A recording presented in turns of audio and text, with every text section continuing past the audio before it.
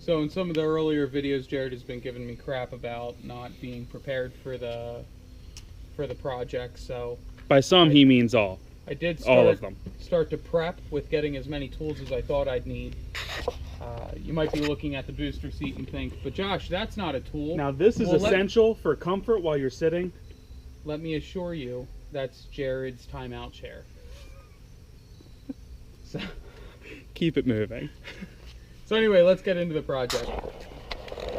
This is what it looks like after you take the wheel off.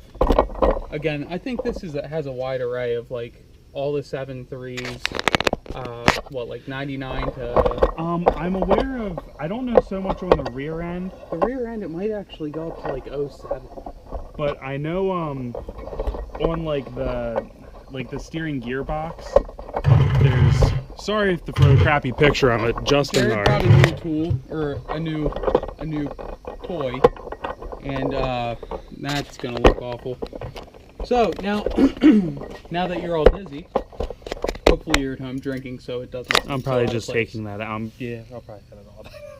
Okay, so you got your tire off. Again, this is for a wide array. Don't quote me, but I think this is for anywhere from like 99 to 04 minimum, probably more trucks. After you take the tire off, you're gonna grab 14 millimeter. Quick, take the camera here and show you guys what he's working on.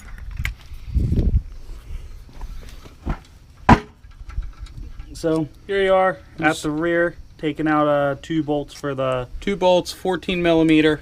That's to get the caliper off. And just to show you this next part, this bolt here and there's one below are for the bracket. He's going to take them off right after. The brake shoe.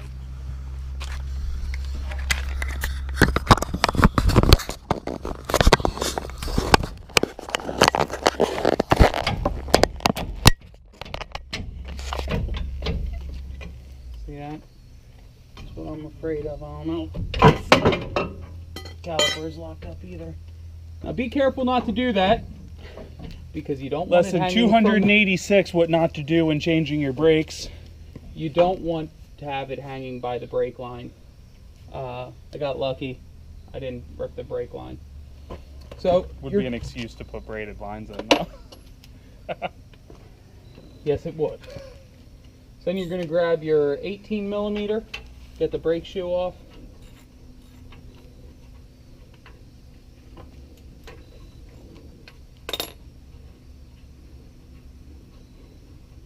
As some of our subscribers might have noticed. Where are you putting parts, by the way? Huh? Like, as you take stuff off, you want me to lower your tailgate for now? Oh, it's fine. I'll have them on the card. Okay. As some of our subscribers know, I am undercoating it. What I'm doing is using a rust converter called Curaseal for the most part, and we're going to do a whole video on the undercoating process, but I'm also taking this opportunity to clean some of the stuff off with the tire off before putting it back together. So you got your caliper off, your brake shoe off. The rotor should just come off. Sometimes it does, most often it does not.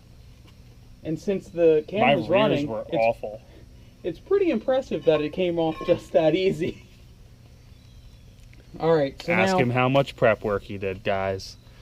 I didn't do anything with the rotor, which I'm happy about, because I'm trying to reuse the rotors and the pads because they're brand new. I am going to replace the e-brake. The dust shield is here. The drive shaft is behind this. I was going to say, I thought for sure you'd use the impact on that. Can you get me my oil pan? Doesn't drop a lot. Well, as we're going to get into, when you put this back together, there's actually a couple ounces of transmission fluid for the bearings right up front here in the axle. So when you pull this off, get all these bolts off. I think eight bolts. They are 11/16, I believe. Once you pull this off just a little bit or loosen it up, it's going to start dripping down here and ruin your driveway like I did over there. So put your dustpan or put your oil pan underneath.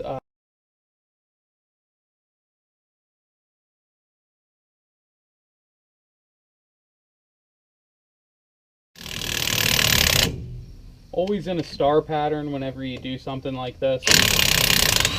That way you're not putting too much pressure On one of the other spots. Now if you look at this real close, the first couple of threads they look like they're pancaked, but everything I found on the internet, that's normal. Something about it must help it draw it tight. I don't know, but there is some Loctite on there. That's the blue. And we'll be putting some more on when we put it back together.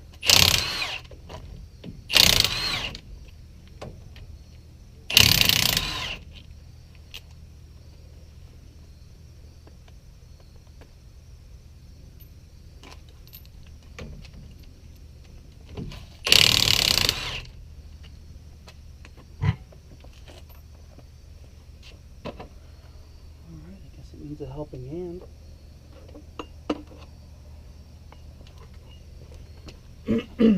It shouldn't be too tight on there, actually. Josh just showing some love here in a second with the sledgehammer. Alright, showing a little love.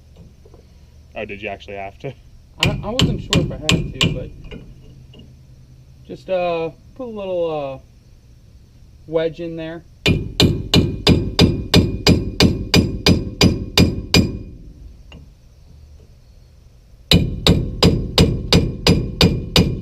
a little shocked because the other came right out.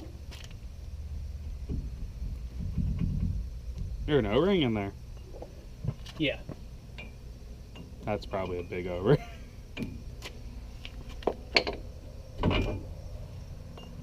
So there you go. It's dripping down there. Just gonna take this, put it aside for now. So before we do these projects, we do a lot of research. And the biggest pain in the butt of this whole project that I wanted to make sure we hit on was this Ebrake cable.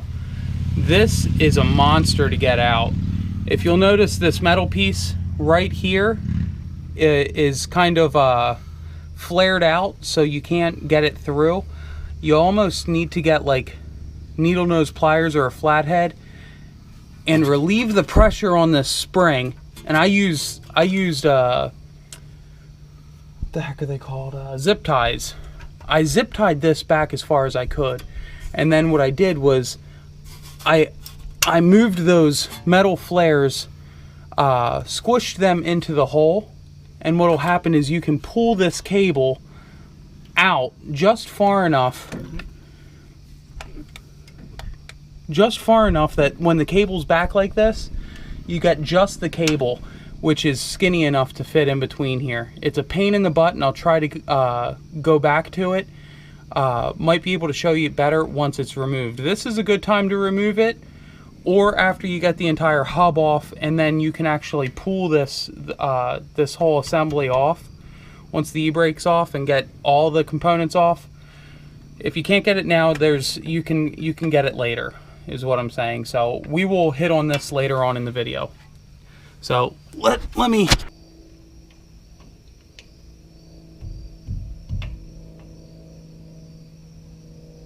Nope, not smart. Do I chance it by pounding this? There's nothing in there that I can see.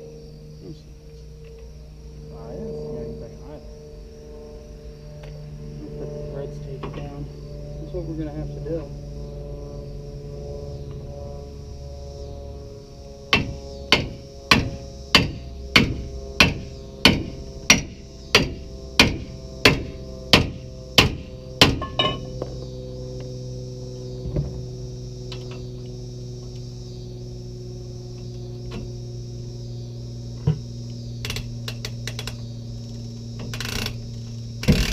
Makes a clicking noise. That's the bearing. Yeah.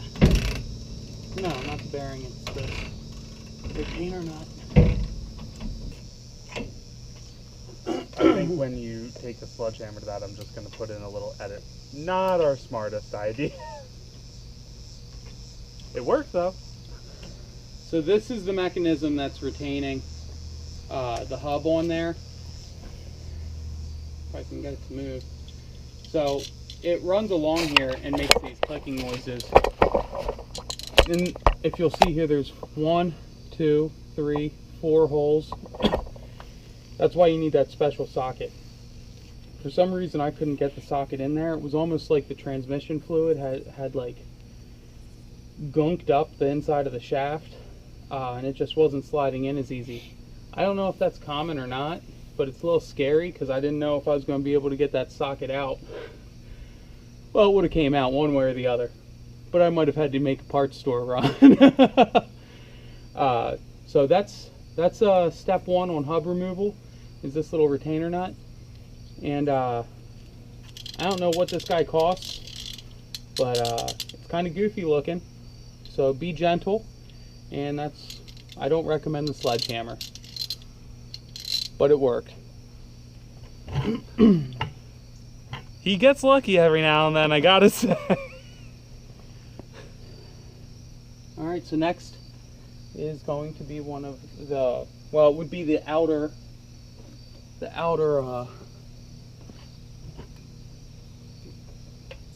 wheel bearings. Take a magnet in there, comes right out. Cone, the smaller side goes in first, larger side is out further. Pretty cheap. We got ours on Rock Auto. I wouldn't recommend putting old bearings back in. If you're going to do this, you probably don't want to do it again. Yeah, so Timken is the company that makes the bearings on these. I have all the part numbers. Don't settle for cheaper stuff. Timken is very affordable if you buy it under their name. I know they were half the cost for the front wheel bearings as the Ford Motorcraft were. It's the exact same bearing. And that's what Rock Auto sells. The I Timken. don't know. I don't think they even had Motorcraft. Oh, they don't anymore? On there. They used to sell Motorcraft as well, but it's the same wheel bearing, so save yourself a couple bucks, just buy the Timken ones. Alright, so at this point, this is when you want the 3-jaw puller, you know, with 3 arms. Guess who doesn't have one, and nor do any of the auto parts stores around here. Oh, did you look? Oh, I was looking. I thought about calling up the Snap-on guy or something, but the other one, I mean, essentially, I was able to just pop the other one off. And this is the part in some of the videos that you'll watch if you go to other videos where they fight with it. They fight with it left and right. And I didn't, because I used a crowbar. So crowbars and picks are... Now, you don't hear a lot of people recommend them, but they're good. Now, what I will say is, baby, what you're going to do with this is you're going to rip that seal all to shreds. I don't care, because we have a new seal that we're putting in here. I'm not going to try to reuse a seal when I'm doing all this work. Is this the rear seal that leaks that you're talking about? Yeah. Okay. Yeah. Replace it anyway if you're doing this job, guys. It's dumb to do all this work. They tend to leak on trucks, so it's not leaking yet, but you know, they tend to go, and you know, it might not be pretty, but I'll be able to get it off with this. And for that sake, all the other videos I watched, they tore the seal too, with the 3-arm puller. I just don't know if you can actually take it apart without ripping up the seal. I'm just... Probably not, truthfully.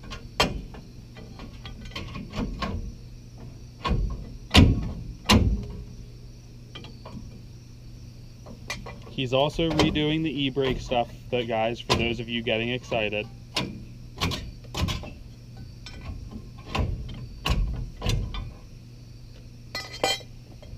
Alright. That's part of the seal. So this is part of the seal. And we'll get to that, but I'll get to it now.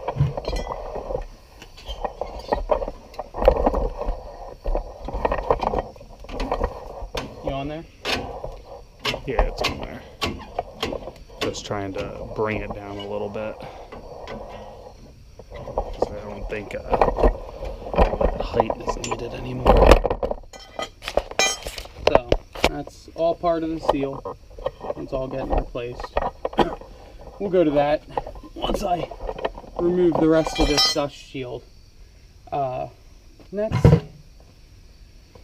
everybody's favorite part of dealing with e-brakes, the springs.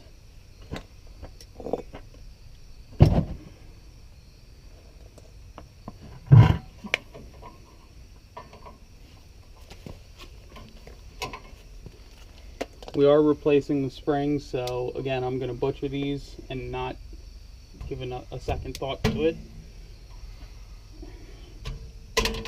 And hope it doesn't hurt me.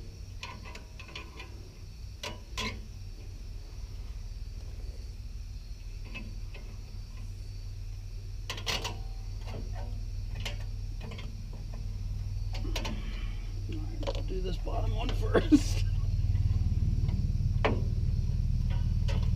Wonder if I actually, because the pins fell out on either side, I'm gonna see if I can't just, no, I couldn't be that lucky. I was just looking like, what's holding that thing in place?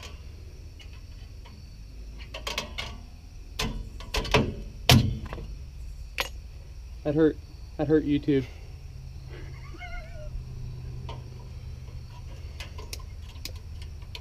Alright, bottom spring out. You know, it's one thing struggling in your driveway on a project, but it is another thing when this video is going. And when Jared decides that he's going to put the badge video up, you'll see what I mean when I say I learned my lesson about trying to rush or to look good doing something just because the video is playing. The reality of it is, sometimes these things I want to curse, but are a pain in the butt. Hey honey, get a picture of Erica. Come here. That was not PG-13. Yeah, we're a family-friendly channel. Why isn't he using his? Huh? He's not using his. It's in the bag out. You don't like it. That's not true. I don't want to give it to Jared when we're about to go on vacation. No, it's exactly what I came out here for, super glue. It's empty. Nope, I just squeezed the rest out. On the cart? Yeah. Good, good. Can you please take that greasy rag and clean it up, honey? Alright, so we got the e-brake pads off. And you can see the pins, these holes. It's not going to hold a pin. It's just rusting apart. I was just about to say, I think they look like they're in pretty good shape, and I was wrong. Yeah, well, that's why you think yours are in good shape.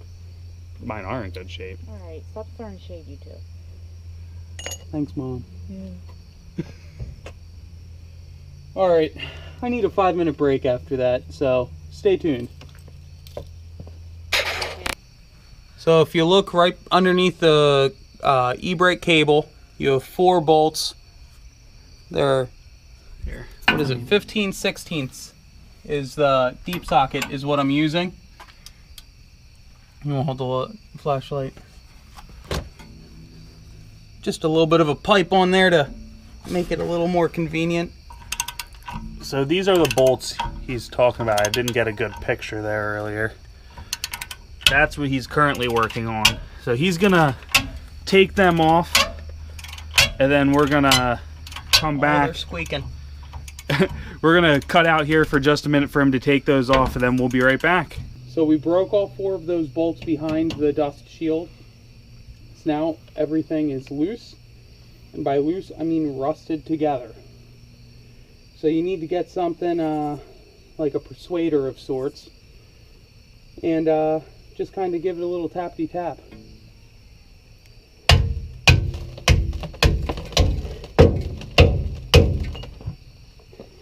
And when everything's rusted apart,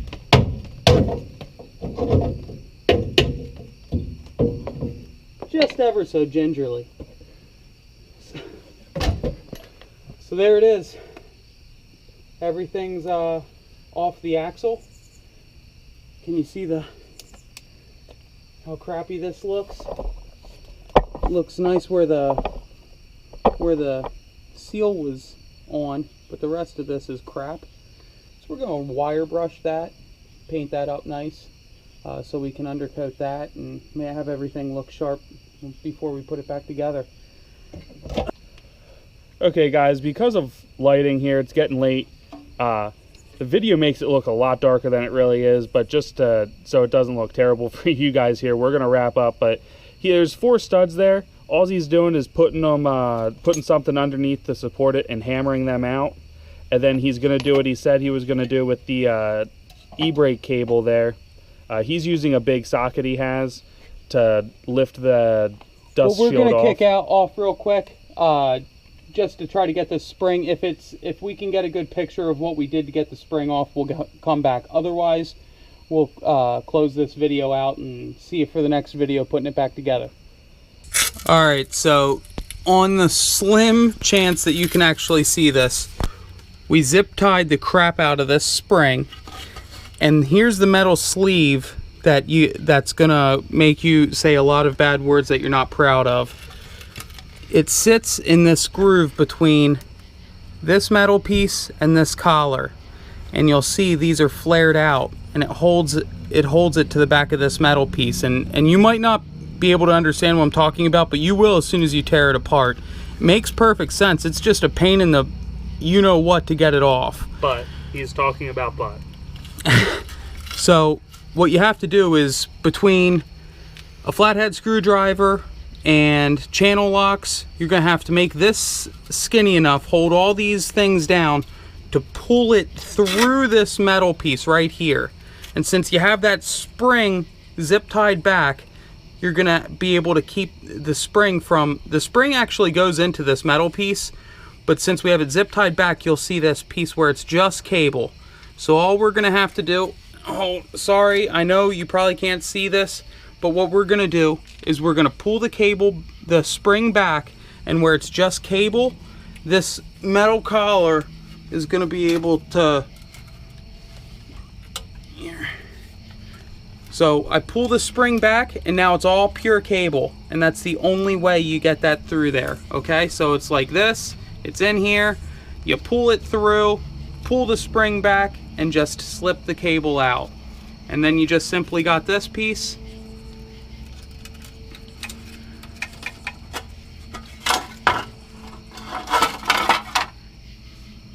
And that is the worst part of this job, by far. So it can be done. It's just a pain in the butt. You don't have to be some major mechanic. You don't need special tools. It's just gonna make you curse. So let's go say our piece about that. All right, so we're back in the garage. I did realize that we didn't tear the rest of the hub apart for you. So in this hub, we're gonna leave that. This is the oil slinger, and they do break. And we're having some issues with the dealership. Should have been in, but they're not in. So you see this little lip here? This is the rest of the seal. Let me try to get this out quick. Just have a little chisel, or a big chisel. I should have a little chisel. That's not a little chisel.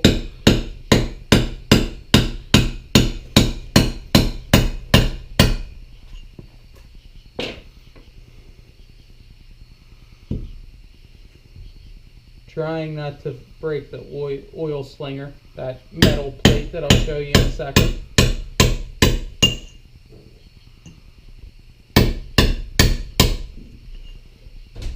On the upside, that oil slinger, only a few bucks. It's like $250 at your Ford dealership.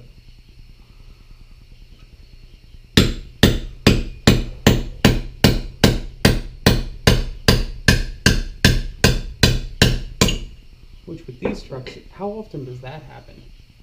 Not often.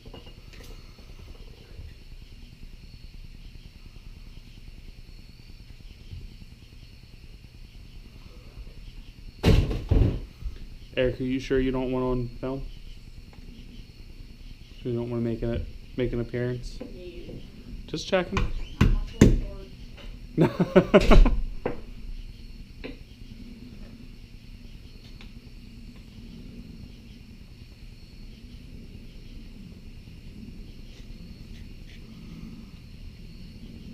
it's coming. There we go. So again, both sides I took off and ripped the seal apart. I would not start this job without having new seals. First of all, how often do you really want to do this? And if you never did this, trust me, you don't want to make it an annual thing. So you're saying you don't enjoy it arbitrarily working on your vehicle? No, when we wrench, we want to do something fun. This isn't fun. This is just a necessity. Here's your oil slinger. It's just a plate with these 4 fins. Looks to be in good shape. We can reuse it. We didn't break it. Yay. Here's your inner bearings. Again, we're replacing them. They feel great, but it's got 100,000 miles on it. I guess they were never replaced. I doubt it because I don't see any insignia, and Timken usually puts insignia, so makes me think they're stock. On a side note, I would recommend cleaning this out. Be careful. I sliced my fingers on the driver's side. It's sharp in there. There is a little bit of a valley where they want you to put some transmission fluid in between the inner and outer bearings when we put it together, which you'll see in our next video. So here's the old seal. Here's more of the old seal. All of that, all of this is the seal. This is what it looks like when it's brand new. If you'll see, I don't know if you can see this, you probably can't, but there is a spring that runs across there.